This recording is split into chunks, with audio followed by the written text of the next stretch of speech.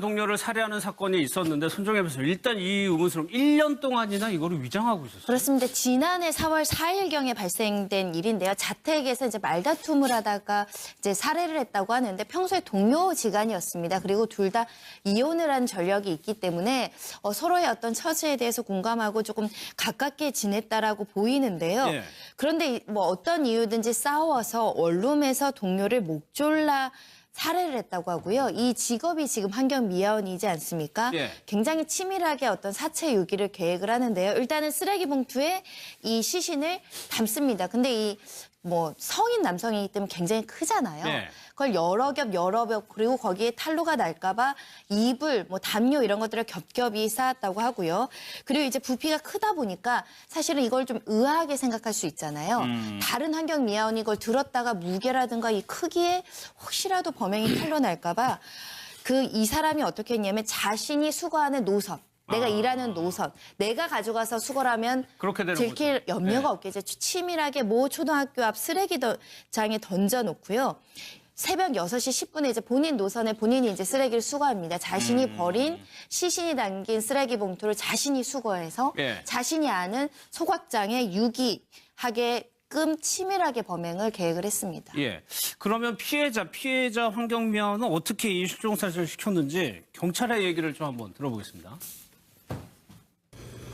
피해자가 범행 후에 피해자를 살해한 이후에 그 자신의 범행을 은폐하기 위해서 마치 피해자가 이제 살아있는 것처럼 피해자 명의 진단서를 위조해서 군청에 제출하고 또 휴직계도 전화상으로 휴직 처리를 요청해서 휴직 처리를 한 것입니다. 피해자가 평상시 그 가족들하고 좀 관계가 좀 소원했고요.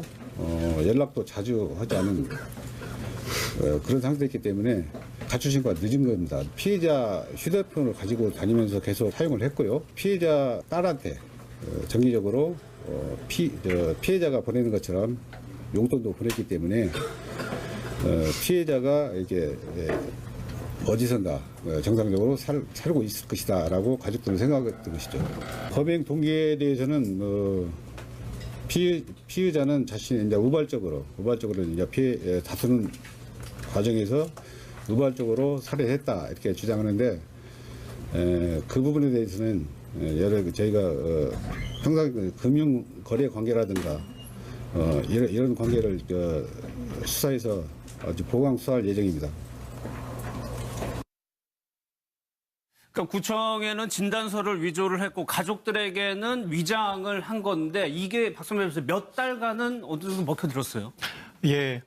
굉장히 치밀한 게 본인이 전화를 받을 때도 피해자 전화를 받을 때도 피해자 목소리 흉내를 내고 구청에도 진단서까지 위조를 했어요. 진단서를 위조해서 피해자가 휴직한 것처럼 휴직 신청을 하는 것처럼 제출을 하고 또 구청이 확인 전화가 왔을 때는 또 피해자 목소리 흉내를 내고 또 가족들에게도 적절하게 문자를 보내서 잘 지내고 있느냐 안부를 물어보고 또 생활비라든지 대학 등록금도 제때 송금을 했다고 하거든요.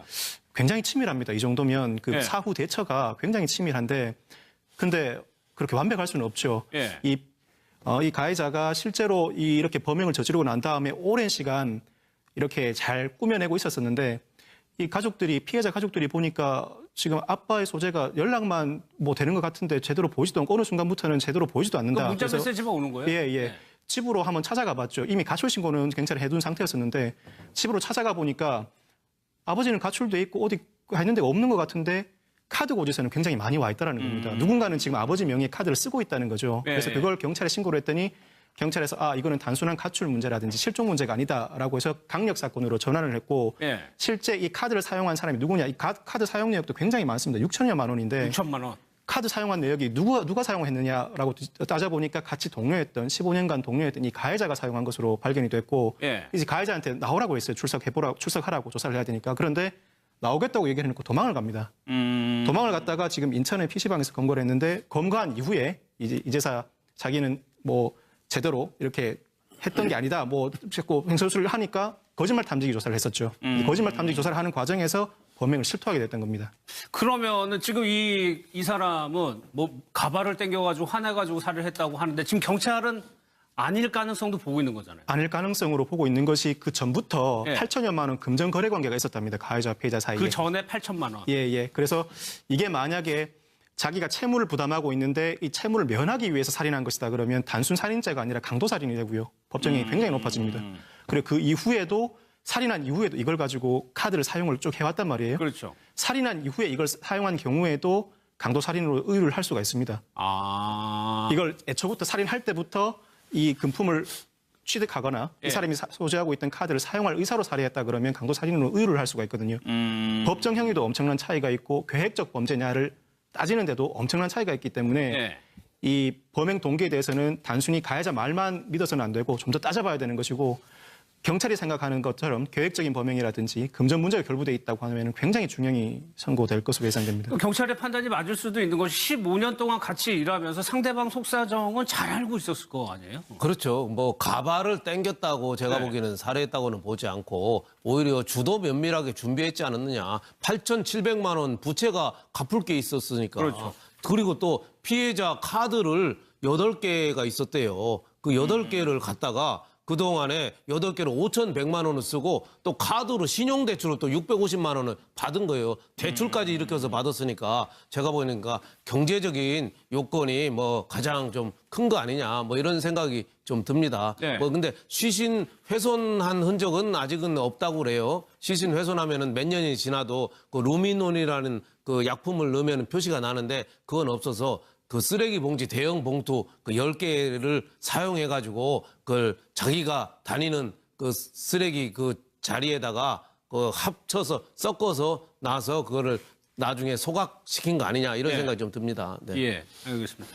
다음 내용은요. 저수지에 승합차가 빠졌는데 당시에 좀 위급했던 상황이랑 좀 인터뷰를 좀 보겠습니다.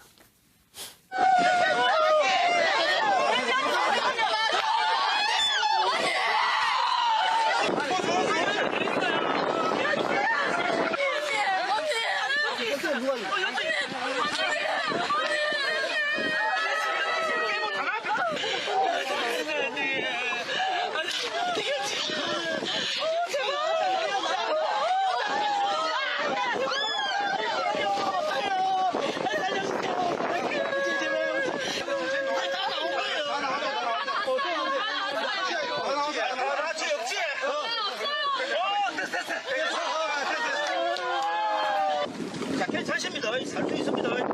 위험한 거 아니니까. 이한테 뺄수 있습니다. 하나, 둘, 셋! 하나, 둘, 셋!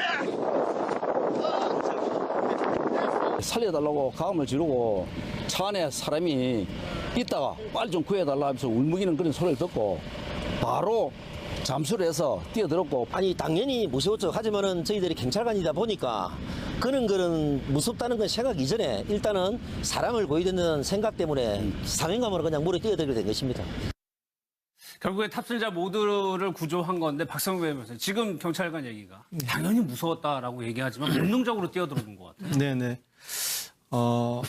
당시 상황을 보니까 지금 마침 그 경찰서장과 각 과장이 밖에 식사를 하러 나왔는데 식사하던 그 자리 바로 앞에 있던 저수지에 11인승 승합차가 빠져 있는 상황인 것 같은데요.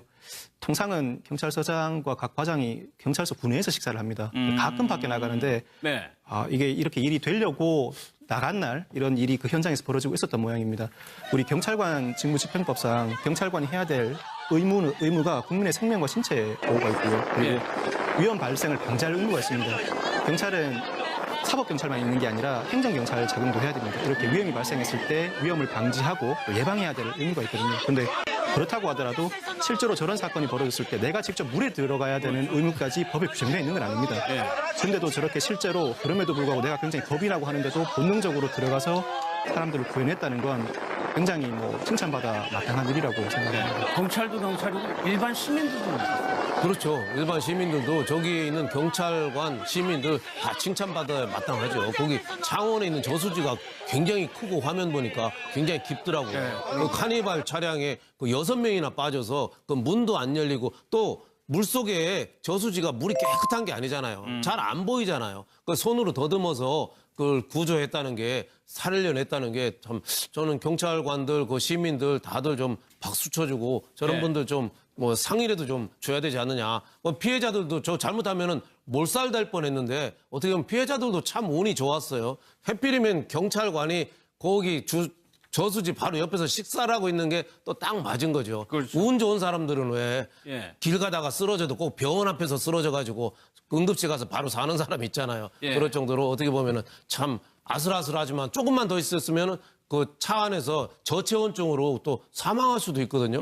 그런 거를 넘겼다는 거는 상당한 좀 그 칭찬해줘야 마땅한 일 아니냐 싶습니다. 예.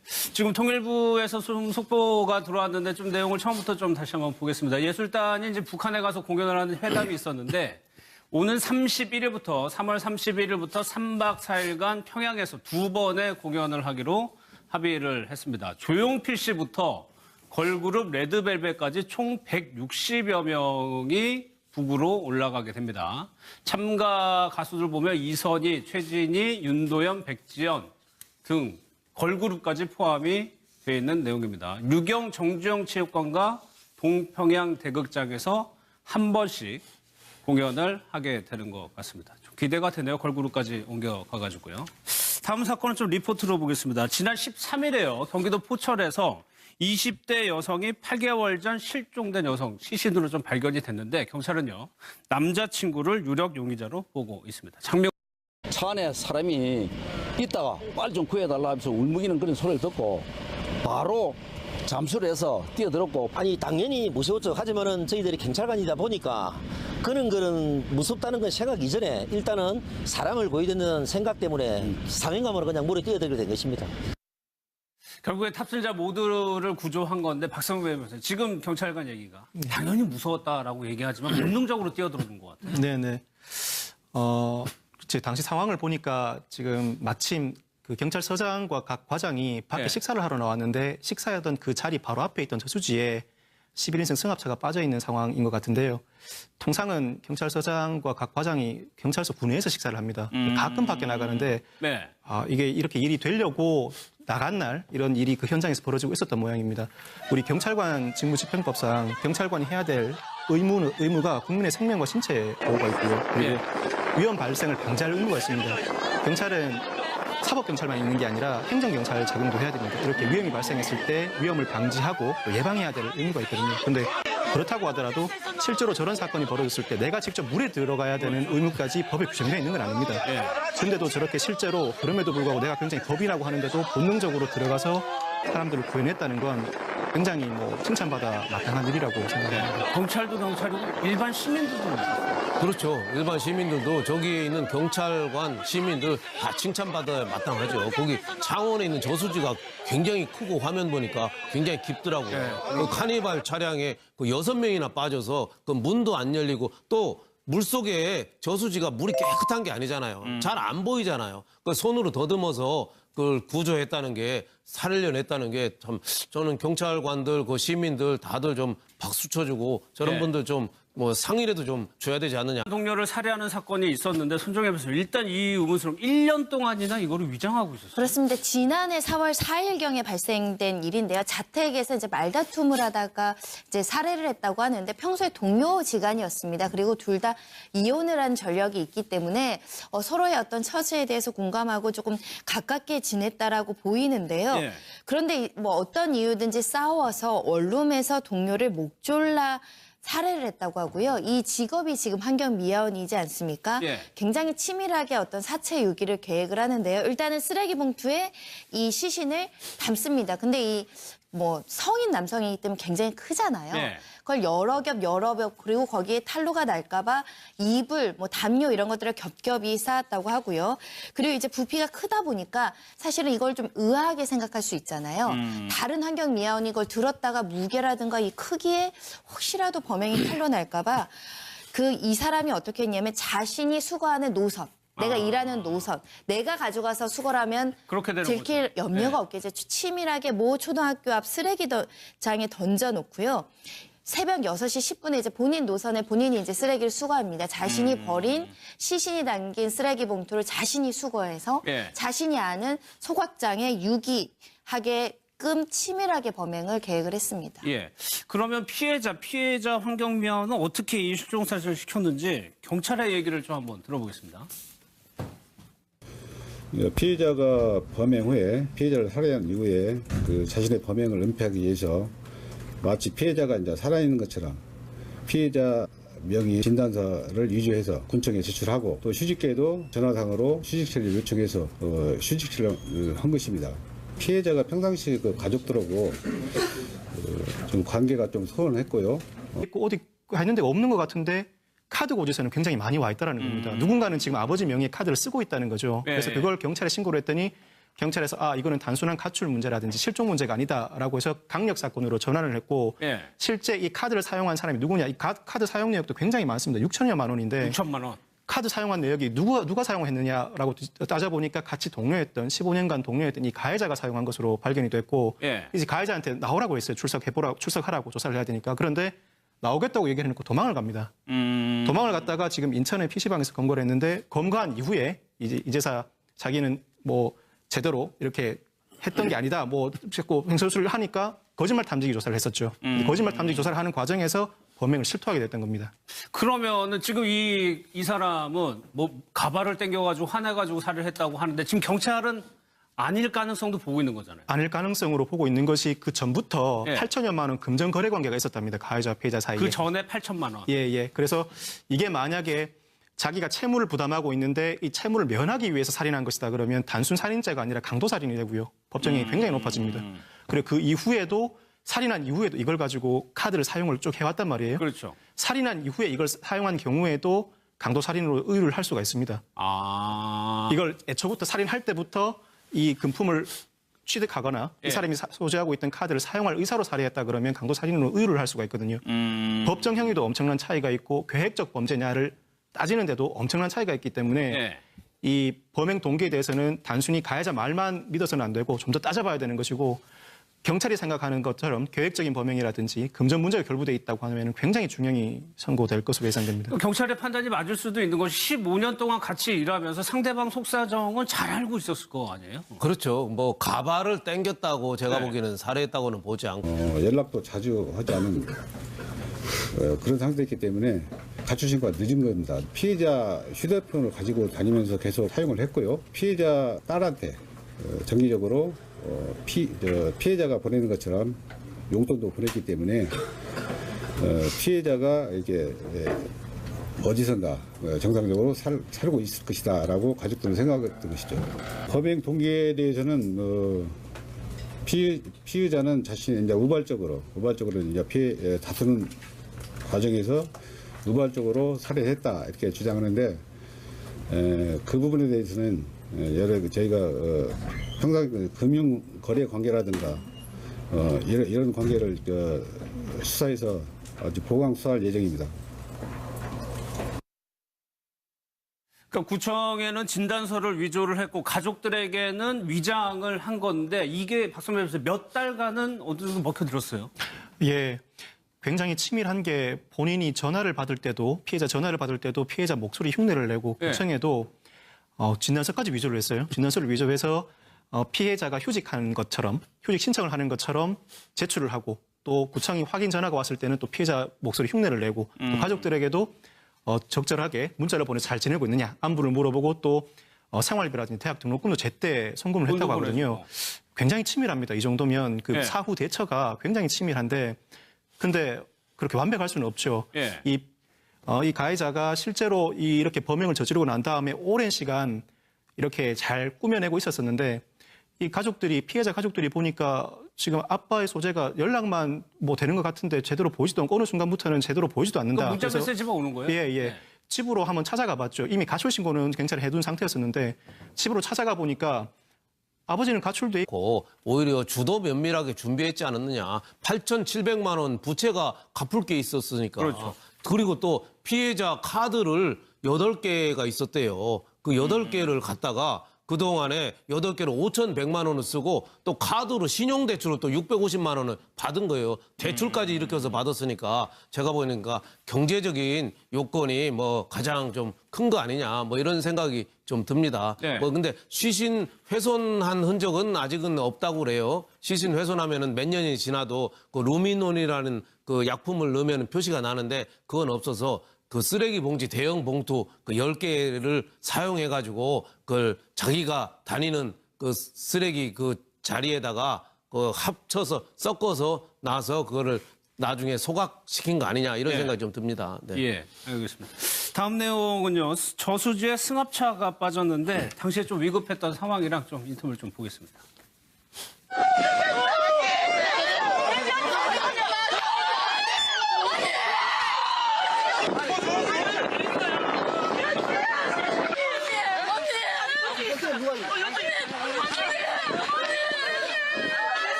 자, 괜찮습니다. 살수 있습니다. 위험한 거 아니니까. 이한테 뺄수 있습니다. 하나, 둘, 셋! 하나, 둘, 셋! 살려달라고 가음을 지르고